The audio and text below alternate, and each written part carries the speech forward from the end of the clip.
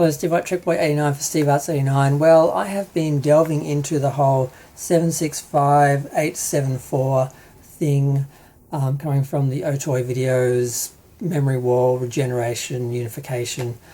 And I sort of had to look into the early Voyages story featuring Yeoman Colt because it gets referenced in those videos. And in the story, basically, Yeoman Colt goes to a planet called Algo 2 where there's a starbase 45, where the Enterprise stops to be repaired after some big adventure. And she's looking for Allegorian artifacts. There's this legend of the Well of Tomorrows. So they go to the city of Ithaculan, I think it is.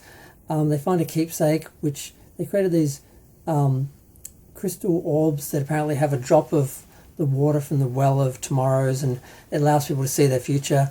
And the guy she's with picks it up and he does see his future. She doesn't see anything though, so she takes it back to the ship, she scans it, and basically she causes a reaction and opens up a portal, and she's transported like 20 years into the future. So she ends up on the Enterprise, but this time it's a museum in the future, and security tries to grab her and she runs, and Kirk finds her because he remembers her, because basically what happened was when she disappeared from her timeline,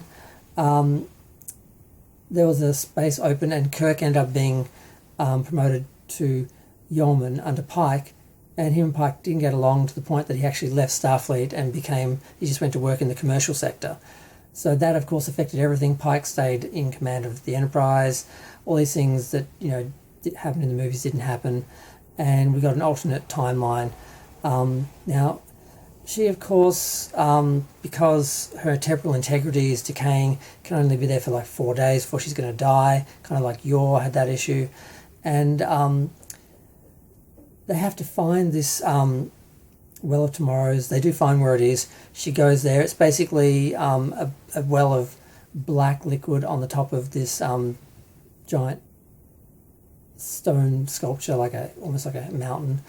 And basically it starts talking to her like the Guardian from the City of the Edge of Forever, and basically she's like, I need to fix this, I need to go back to my time. It's like, if you have the courage to walk in, basically everything will be fixed. So she walks in and she falls through time, and she's basically seeing the future and the past, and everything in the universe and all the diversity, all the possibilities, and basically things eternal and has always been there, always will, all this sort of stuff. And then she pops back in where she's supposed to be, and time is set back on its course where it's supposed to be.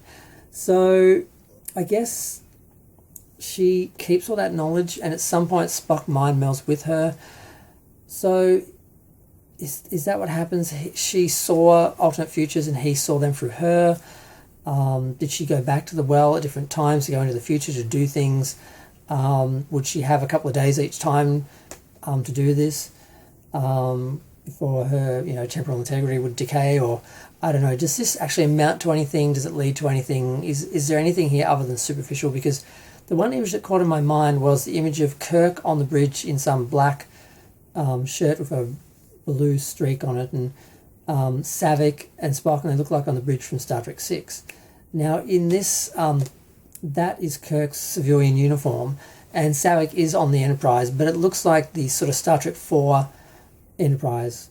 It doesn't look like the 5 or 6 with the different screens, so it's all a bit confusing. I don't think it really amounts to anything, and what frustrates me is they keep creating all these images and teasing us with these images that they try and fake it to look like they're behind the scenes shots of, like they're working on short films or a movie or episodes or something, and they're basically just setting up these fake scenarios to take these fake behind the scenes photos to make it look like they're archiving and documenting something that really happened, when none of it did, none of it will. We're never going to get a short film based on any of this stuff. We're never going to get a movie or anything, or a TV series or anything, or even shorts and scenes.